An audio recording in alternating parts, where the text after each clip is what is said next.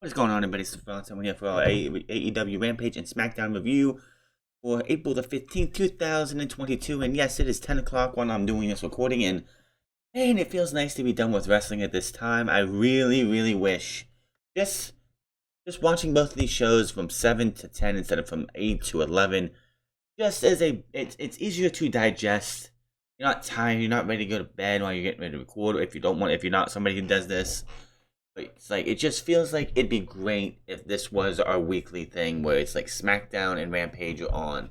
It's Rampage at 7, SmackDown at 8, and we have ourselves done with professional wrestling at 10 instead of 11.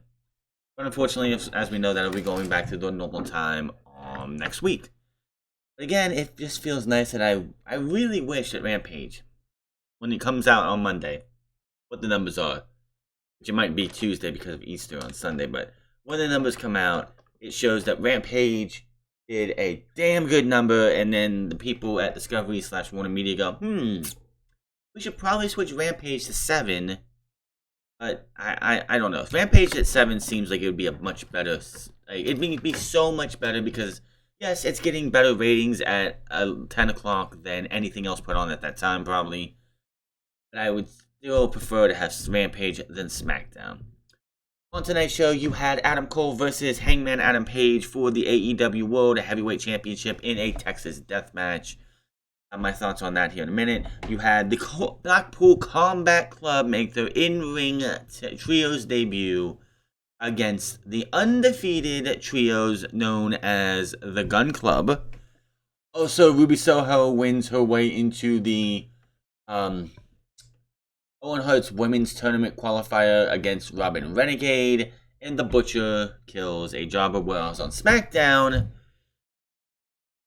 we'll talk about SmackDown when we get to it, but for now we're going to talk about AEW Rampage. Before we do that, if everybody remembers, on Wednesday, AEW had a pay-per-view quality show. You had Penta Oscuro versus CM Punk, you had Jurassic Express versus the Red Dragon, you had Minoru Suzuki versus Samoa Joe in the Chop Fest of the Century, King Kong versus Godzilla, Chop Fest of the Century, and much more. And it ended on the most sourest of sour notes that Tony Khan, who has this spot on Busted Open every single week on Friday, which was today, of course, said that probably could have did that debut better, and that it wasn't his idea to do the lights out, lights on, lights on, lights off, lights off, lights on gimmick that they did. It was somebody who has been 30 years in the business. They suggested it. Nobody shot it down, and they went with it. Here's my thing. Yes, things need to be brought to the table. But how can nobody sit there, look at that, and be like, we're doing a lights on, lights off, lights on gimmick for somebody that is only been mentioned one time last September as being signed with the company. No promo packages. I understand why they did it, because they want to help boost their following in India. This isn't how you do this. And this is another reason why I hate that they did this. It feels like they rushed. They rushed to get this debut to happen. Would it have been so wrong to have, you know what, you could have done it? Lights on, lights off, Samoa Joe's out, nobody's there. And then you could have something like that. But if you would have did video packages of this guy, I mean, look at Wardlow when Wardlow made his AEW debut. We got a video package for Wardlow at All Out 2019.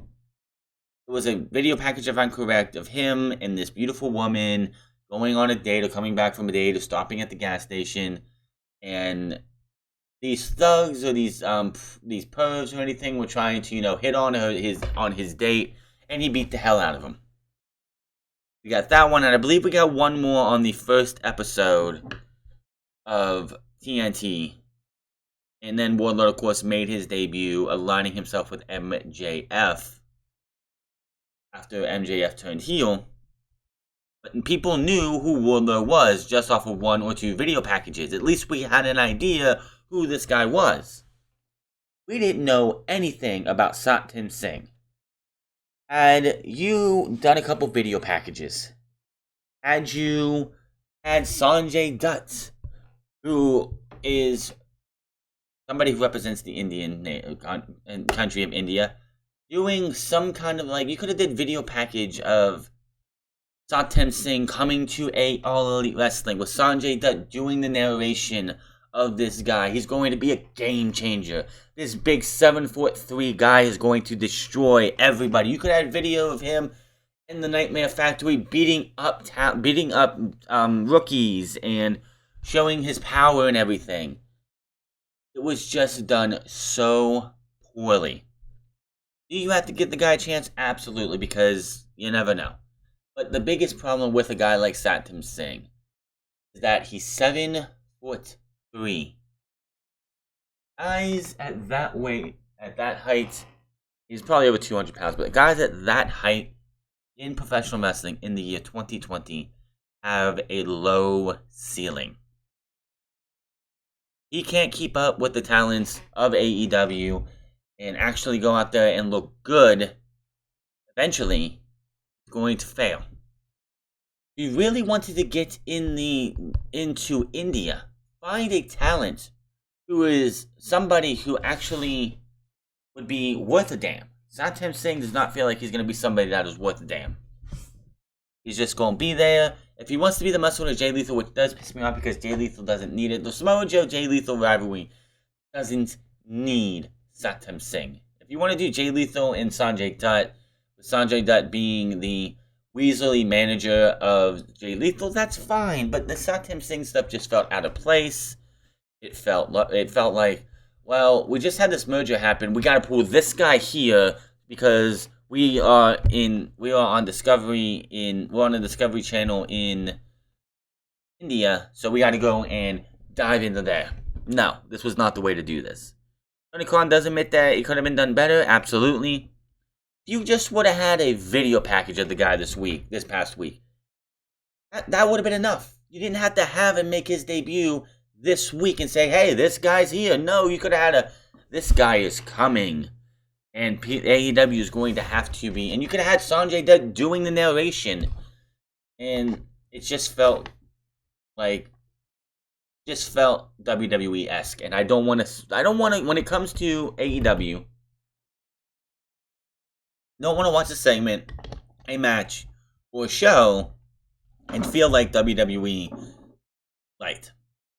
Ask Impact Wrestling how well being like Dixie Carter's idea of going WWE light for years worked out for them. Damn near killed that company. So we start off in Rampage with the Blackpool Combat Club, Bryan Danielson, Jon Moxley, and Wheeler Yuta, who did not have his Pure Championship for some reason, versus Billy, Austin, and Colton of the Gun Club.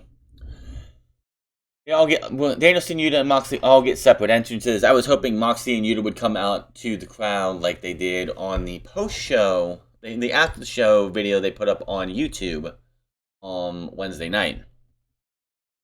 Yuta starts the match off, and this motherfucker is over. Like, as soon as the match starts, you just hear the biggest Yuta chant that you could hear in Dallas, Texas. Yuta and Austin start out. Austin gets the better in an early exchange, trips up Yuta. Yuta turns the table and goes work on his arm. Austin escapes and tags Colton in, and he whips Yuta into the corner, but Yuta swats away the drop kick, which that was just funny. Like, backs away and he just fucking swats him down like a fly. Ties his leg up. Colton gets the ropes to break the hold. Yuta tags in Danielson, who continues to work on Colton's leg. He works his way to a surfboard on Colton. Danielson releases Colton. Colton tags in Billy. Billy pushes Danielson into a corner and whips him into the corner. Danielson avoids and charges and lights up Billy with chops and kicks. Danielson hits a running kick into the corner, but Billy meets him on his second attempt and takes him down with a clothesline. As we go to picture-in-picture, back and break, Colton is grounding Danielson with a headlock on. Danielson fights his way back to his feet, but charges into a dropkick for a 2 count.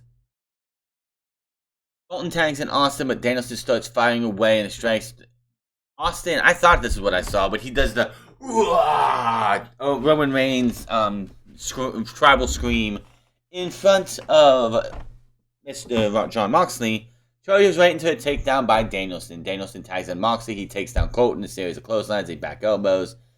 Takes down Colton again. He lifts Colton up on top rope and goes to the top to get him. Brings him in with a suplex off the middle rope. It is not a superplex. A superplex is when both men are on the top rope. If it's not that, and the guy giving the suplex is on the second rope or the first rope, it's a suplex from the second middle rope. The first to the middle rope. Austin tries to come in the rescue, but Moxley plants both with a double DDT. Played up to the crowd with that one, so the crowd loved it. Colton finally gets his tag to Billy, but Billy runs into it later by Moxley.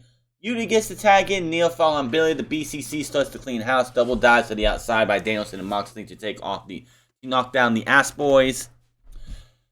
Double clothesline by Billy. It's Yuta and Billy facing off. Yuta goes for the right after Billy. Billy hits his old one and only finisher, which I don't think he's hit in years. But Yuta kicks out to a big pop. Regal, who's on commentary, is delighted about that. Billy goes to the famous sir, but Yuta reverses it, rolls him up, and gets the pin and the win. As the Blackpool Combat Club pick up their first trios victory. So, the BCC is the 1-24-1 to the Gun Club. This was a decent match here. It was good. Yuta's over. I can't wait to see what happens with this guy. And the biggest question still for the BCC is who is next. Everyone talking about War Games or Blood and Guts. Tony Khan busted open on the recent week said that I think it was actually on ESPN or something. You can expect Blood and Guts to be turned this year. Not the Stadium Stampede, which we don't need anymore. But obviously, the obvious match is the BCC with two more individuals versus the Jericho Appreciation Society. Professional wrestling versus sports entertainment. That's where this is going. Who will join the BCC?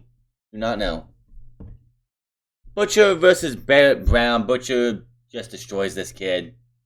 Barrett Brown got a drop kick off the top rope, and the Butcher just shrugs it off, but this guy's ties his back to the Butcher. It's like, yeah, I got him, guys. You got him. Yeah. And he turns right around and pretty much gets absolutely decapitated. Of course, this was just a way to get some momentum for the Butcher going to his match against Wardlow on Wednesday, where he's going to get absolutely destroyed. Backstage comments from Dustin Rhodes. He said he's been on this last ride for quite some time. He reminds us that he beat Lance Archer and proved that he still has it so many decades in the business. 5, that is. He's making a challenge to one of the greatest professional wrestlers on the planet, a dream match of his.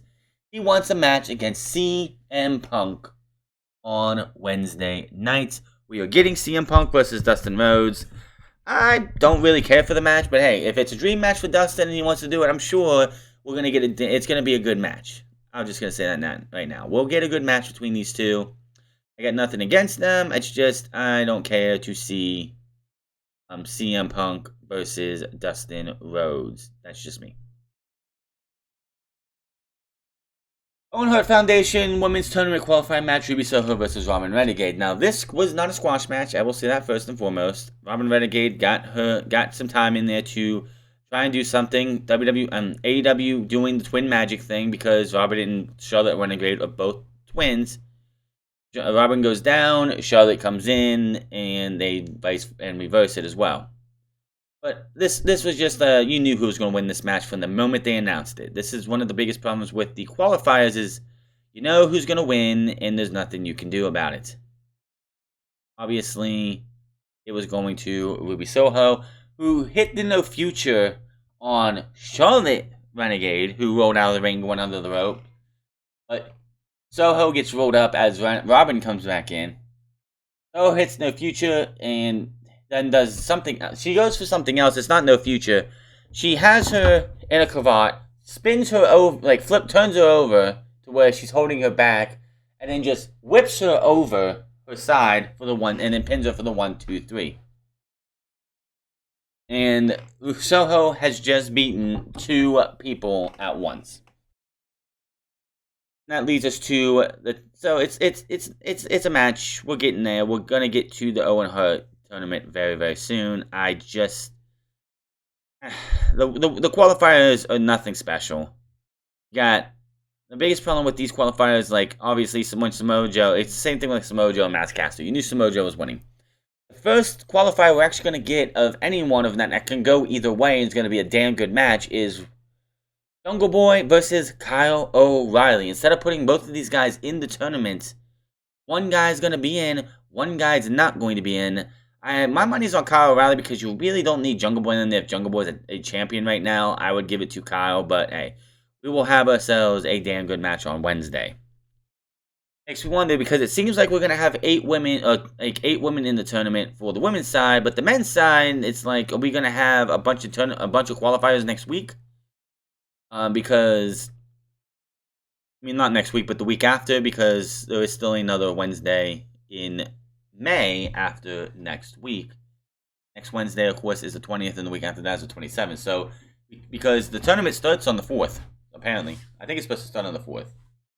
But we got to get some men qualifiers here. We only have one guy qualified right now, and that's Samoa Joe. So, we'll see what happens with all of that. Main event time, it was time, and that the time, like, Mark Henry, of course, talking backstage with Adam Cole and Hangman Adam Page. They both make the claims for why they're going to beat the other guy, and it's going to be all that. I will say that Mark Henry's, like, that's enough talk, and it's time for the main event, is, like, over like Rover in Texas. My goodness. Like, Texas Deathmatch, Adam Hangman Page versus Adam Cole. This, I will say one thing, is that AEW's got to stop doing these stipulation matches. Hangman Adam Page has been champion since November. And all but, let's see, 2 of his defenses have been in stipulation matches, in Texas death matches. 3 of his matches have had major blood coming out of it. It's like, you gotta cool it on the blood, AEW. You gotta stop having so much blood. I know you can do blood. You're not WWE, you can actually do blood. But it's like Hangman versus Bryan Danielson at the beginning of this year. They were bleeding all over the fucking place. Match with Lance Archer, there was blood in it. Match here tonight, there was blood in it. Like, cool it on the fucking blood. Jon Moxley and Wheeler Yuta just had the bloodiest of all bloody matches that should have been the last match that we see blood in for a while. You don't have to have blood in every single big match. Match with Wheeler Yuta, it made sense. Match here tonight, you didn't really have to. I know it's a Texas Death Match, and it's a blood feud and everything. It's like, not really. Like, yeah, these guys have been feuding off and on for years, apparently, outside of AEW. It's like, how many times are we going to sit there and get blood in AEW before people go, it's blood, who cares? Like, blood should only be used for special occasions. And Jon Moxley, Wheeler Yuta, it made sense because of how it's going, how they're booking him. How they book that entire thing is his ascension to joining the Blackpool Combat Club. You don't need blood for every fucking world title match, Hangman. I don't understand why we have to have blood every time. I just don't. Nix the blood, people. We don't need it all the fucking time. So we had the match here. Paul Turner is the referee. Page immediately comes out and gets a shit ton of steel chairs. He is not having any of this shit with Adam Cole tonight. He wants this shit done and over with. He means business. I do like the fact that both men did come out in their, in street clothes. This wasn't a match. This wasn't like a normal match. They came out ready to fight. Adam Cole had his pants, jeans on, t-shirt and everything. He was ready to go out there and just fight. Hangman and Page, pretty much the same thing too. And these guys did go to war. It was definitely, like I said, we had and this is another thing. We just had a Texas death match a few months ago. Yeah, I think we really needed another Texas death match. Oh, we're in Texas, so we have to do a Texas death match. No, you did not. So, can we stop with the, I don't know. It's just kind of irksome, man.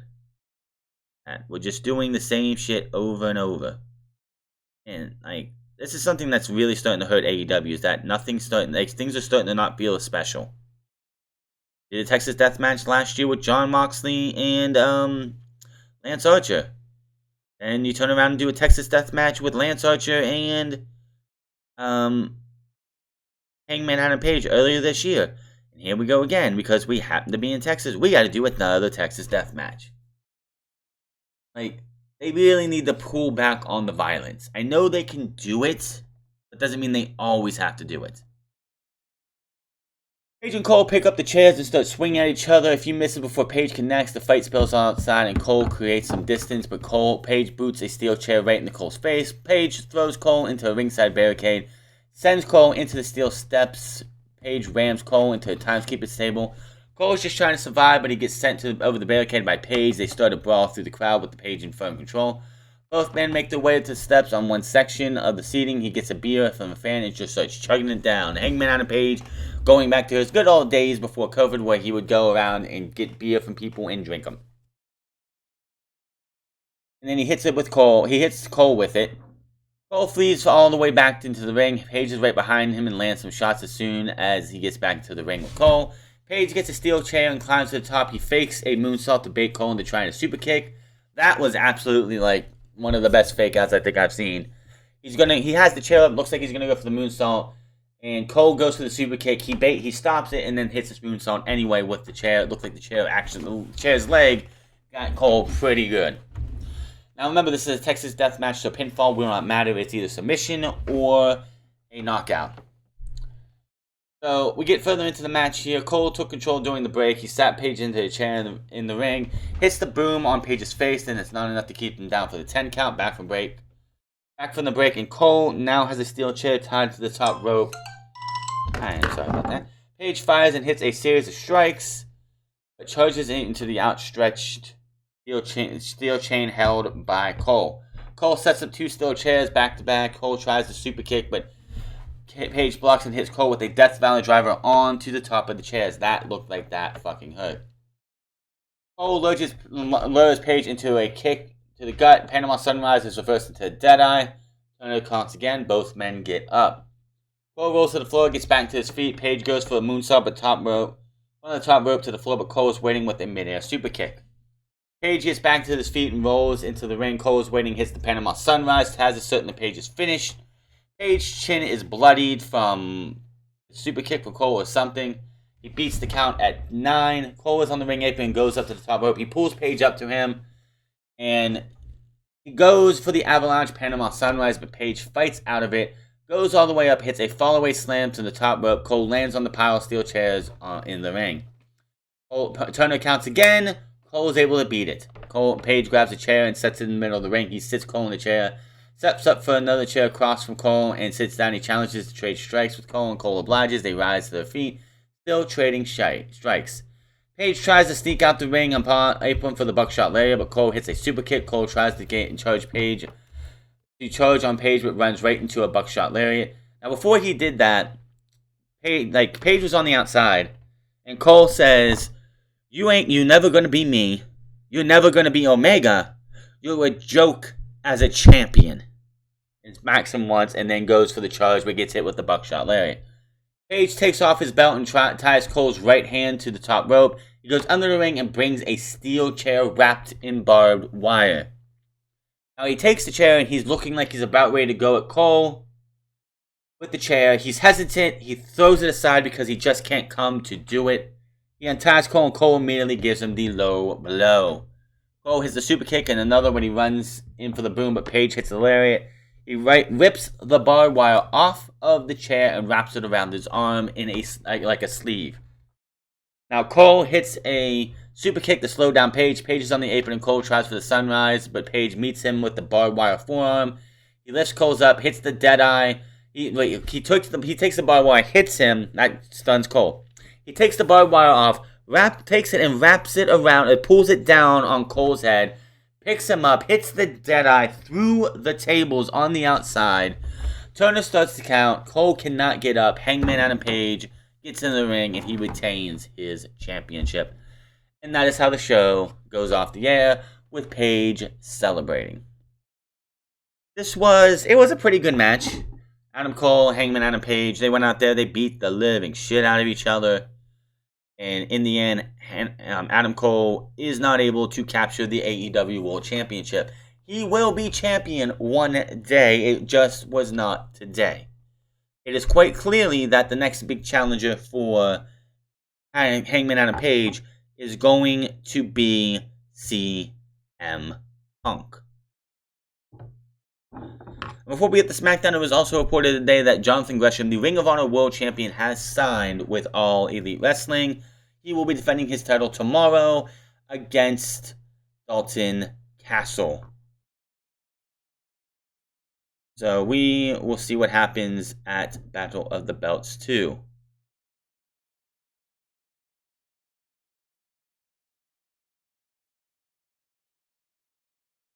Okay, so we go to SmackDown, and oh boy, before SmackDown tonight, we had ourselves a little bit of something that I know nobody is going to be happy about. Now, a couple months ago, I think it was actually like last month, there was talk about LA Knight being brought up to SmackDown or Raw. And one of the ideas pitched to him was the same idea that was pitched for Adam Cole. And that was for him to become a manager. So, here we go. LA Knight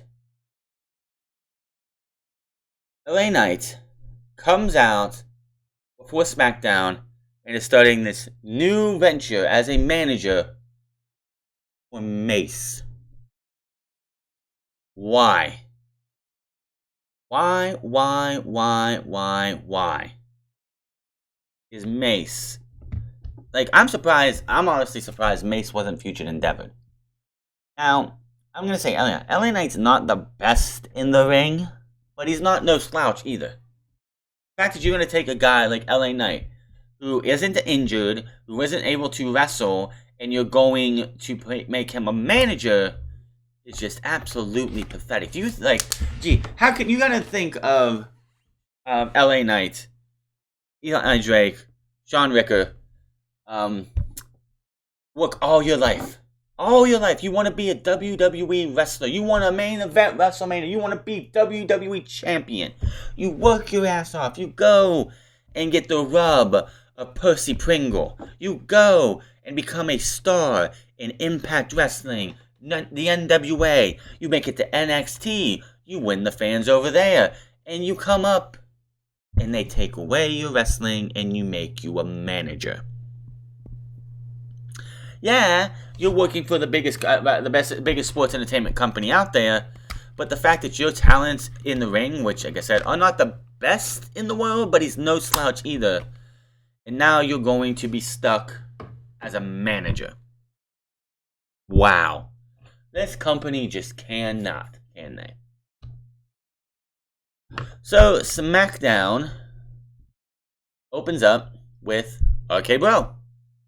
They come out. Basically, they're here because they were challenged on their show. No Roman Reigns tonight, by the way. He probably wasn't even in the building. They were challenged on Monday night by the Usos to a tag team unification match. And they were here to make their answer known. They call out the Usos. They come out. They have a verbal sparring back and forth.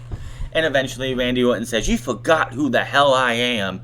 I have been doing this for 20 plus years. 20 years, actually, but 20 plus, whatever." And they say, yep, their challenge is accepted. It was announced later on that we will have that match at WrestleMania Backlash. After the Usos leave, the RK Bro is celebrating, but the Usos come back and attack Riddle in the corner. So it's going to be Jimmy Uso versus Matt Riddle as your main event. And that's how SmackDown got started. Women's Tag Team Champion Sasha Banks and Naomi are backstage. Liv Morgan and Rhea Ripley. Rhea Ripley is back from her protocol, so glad to see she's all good and everything. They talk the challengers over tonight's singles match, and they head off to the ring. Women's Tag Team Champion Naomi versus Rhea Ripley. And they actually gave these women some time compared to the two times that that Liv Morgan wrestled both Tag Team Champions. They actually got, it felt like 5-6 minutes. In the end, Riptide from Rhea Ripley for the 1, 2, 3. Obviously, there's still the talk that Rhea Ripley is going to be turning on Liv Morgan on Monday. Well, it was supposed to happen last Monday. Due to protocol, Rhea Ripley wasn't there on Friday, this past Monday, but she was here tonight. Had a match. The match was fine. Not going to say anything about it, but, yeah. Caitlin Braxton stops the Usos backstage with comment. They want to just sell with the OK Bro and Adam Pearce. And they ignore her. They just walk in the room and locker room, and that is that.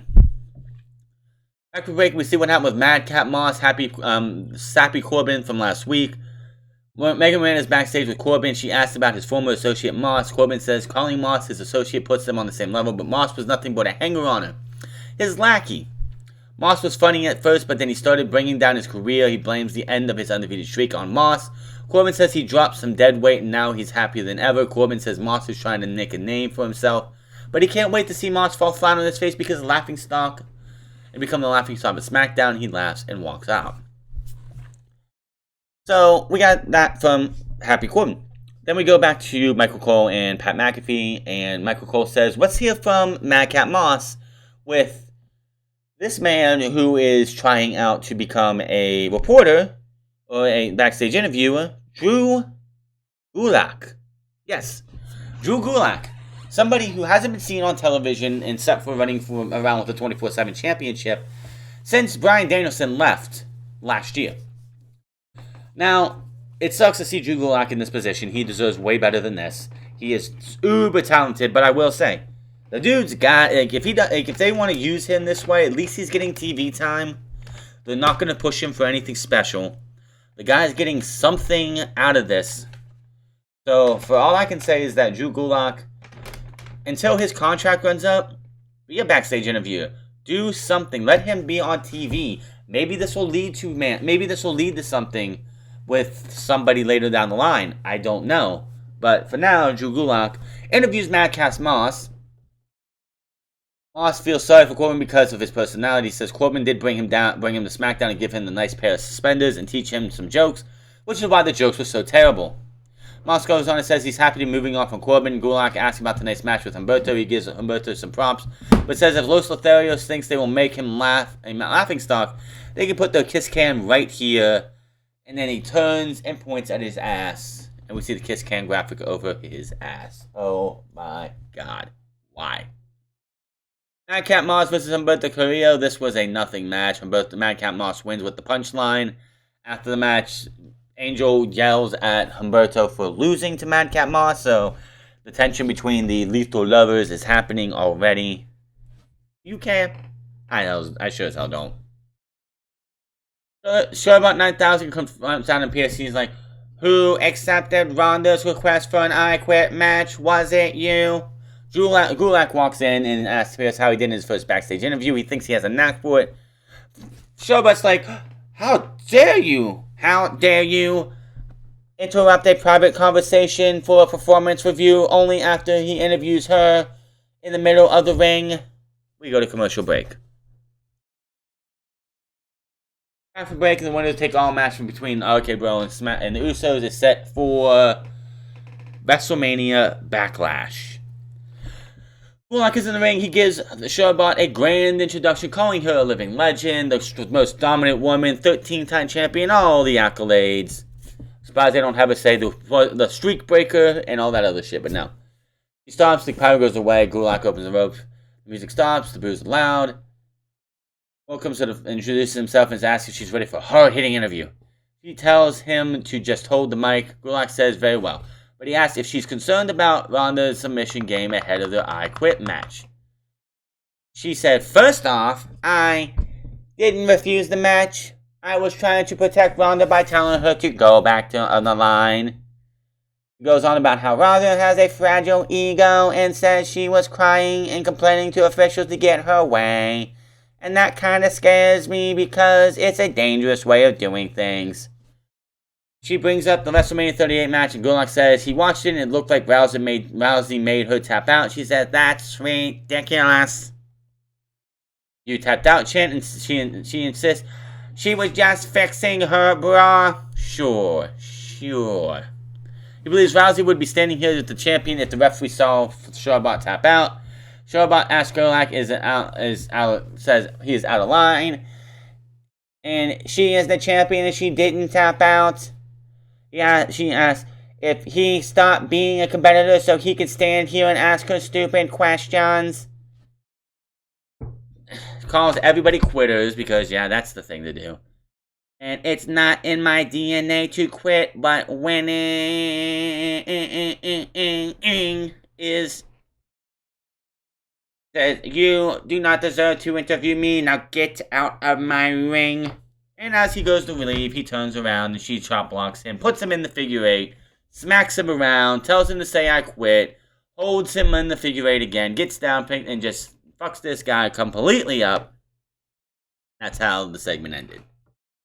I don't know what they're doing with Drew Gulak, but it just, I don't know. Having an interviewer that's probably going to get his ass kicked, they're going to make him look like a geek on his way out. It just feels like he's going to be featured and endeavored very soon. Drew McIntyre versus Sami Zayn. If you saw last week, you saw the same thing. Sami Zayn runs away time and time again, and Drew McIntyre wins by countout. He chases Sami Zayn away. But that is that. Kayla's backstage with Intercontinental Champion Ricochet. He gives props for Jinder Mahal, but says he sees someone else who simply can't match his abilities. Yeah, that's absolutely true. Almost nobody can match this dude. Sees another tree trunk of a man ready to chop down. Ricochet says people don't call him flawless because he's perfect. It's because he makes it look perfect. Yeah? Says the title isn't going anywhere, and he walks off. Jinder Mahal versus Ricochet. Before we do that, we had to go to backstage. Sami Zayn, Adam Pearce catches up with Sami Zayn and says, listen, you ran away from him again? Oh, no, we're going to have a rematch next week. And you're not going to be able to run away. And I was like, they're going to do a cage match? That'd be stupid. No. A lumberjack match. I hate lumberjack matches. They absolutely suck. Lumberjack matches are one of the worst fucking book matches. They all end the same. They all go the same. And I'm just sick and tired of seeing them. So... we get Jinder Mahal versus Ricochet. This match, I swear, didn't last 5 fucking minutes. Ricochet hits the recoil, goes for a something up top. Shanky pulls Jinder out. Ricochet hits a big shooting star, hits them, knocks them both, does a dive to both of them, laying them both out. Throws them back. It hits a nasty looking shooting star press. When they showed this stuff in slow motion, Ricochet, I think he was able to touch his toes to the back of his head. That's how far back he was able to bend. It looked gnarly. 1, 2, 3, and he picks up the win. Hangman's backstage with Sheamus, Rich Holland, and Pete Dunne. Says they seem to be some dissension last week. They show us what happened when they made Pete Dunne look like a spoiled little child who didn't get his way and buried him. And they said, and Sheamus is like, really? We've had bigger fights over the remote than that was there. That was just a general discussion. But we had a little bit of discussion here, and Pete Dunne realizes that we're not the enemy, but we all know who is. Pete Dunne says, New Day! And walks off. Sheamus goes on talking. Holland's tapping him on. He's like, stop tapping him. He's like, dude, we lost him. Like, what do you mean you lost him? He's not, and they look around and they couldn't find him. Back for break, we get a Pizza Hut sponsored video looking at John Cena debuted on June 27, 2020. Sorry, 2002. When is June 27 in 2022? Monday. It's very weird that they put this out there. I know it's 20 years since John Cena made his debut, almost. Very peculiar that they put a video package out there showing John Cena's debut. John Cena's not even in the company right now. There's rumors of John Cena making his return this summer. Would not surprise me if we see John Cena return for his 20 years of John Cena. You know who also made their debut 20 years ago? Randy fucking Orton. Don't see a video package of his making his debut, which Randy Orton's debut was not as memorable as John Cena's.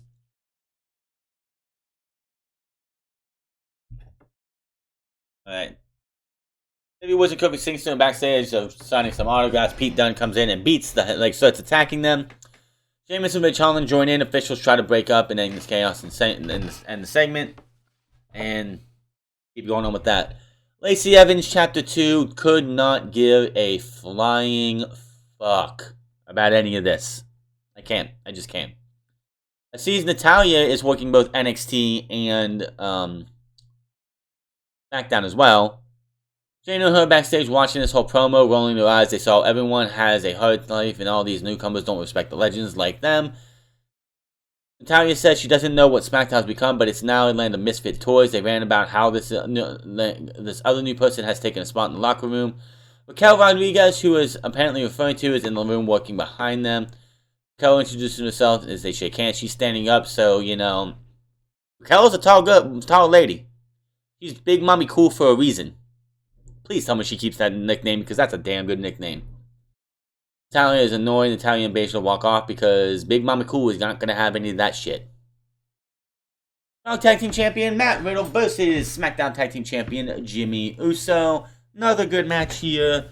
Went about, 10 minutes, 15 minutes. RKO out of nowhere picks up the win for Matt Riddle. So the RK Bros stand tall.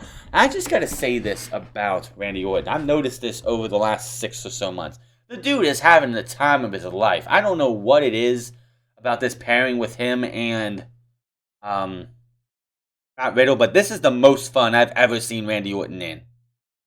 I've never seen, Randy Orton, we always see people criticize Randy Orton because, he has his off days, the days that, if Randy Orton actually wants to be a part of something, he'll go out there and give you a damn good match. If he doesn't give a shit about what's going on, he'll go out there and give you a stinker of a match.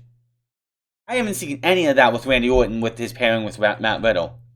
I know these two are going to break up eventually, and Randy Orton's eventually going to go heel again, which is his best suit. But, dude, man, Randy Orton is having the best time of his fucking life. And honestly, even when the Usos obviously win this match, they're gonna need teams, even if they float these championships. Which, if the women's can have a tag team championship that floats between brands, the men can too. There's not enough tag teams on both brands to support a tag team championship for each brand. They almost didn't have that much in 2016, but they were able to make it work at the time. Now you have the New Day, Rich Holland and Sheamus. The Viking Raiders are useless. The Lethal Lovers are useless. Street Profits. Is that it? Alpha Academy. That's 6 or 7 teams. They need to just make it a floating championship. Question will be is, how long will it be? If Ronda Rousey goes on to beat Charlotte for the championship in the I Quit match, which obviously she's going to, what are they going to do about unifying those titles? Because they're going to need to unify those titles. The Intercontinental title and the U.S. title should not be unified. Each brand can have one championship like that. But the women's title could be floating to, have the tag team champions on one house show, the women's champion on another house show, the loop, all that good shit. But it's there's so much we have to look forward to for this to see what they actually do. And there's also news coming out that they have no plans of dropping the title from Roman anytime soon. We'll see what happens. Rampage was pretty good. SmackDown was meh. No Roman Reigns means not a good show. And the only thing exciting about this show was the fact that we are getting a SmackDown and Raw tag team title unification match. That is it. That is your Rampage and SmackDown review. Hit that subscribe button, comment down below, or dislike this video. Find me on Minds at the France Club. Find me on twitch.tv/The France Club. And find me on Instagram at The France Club. And I will see you guys on Monday for Raw, because Battle of the Belts is not it for me. Until then, my name is The France, and I'll see you guys later.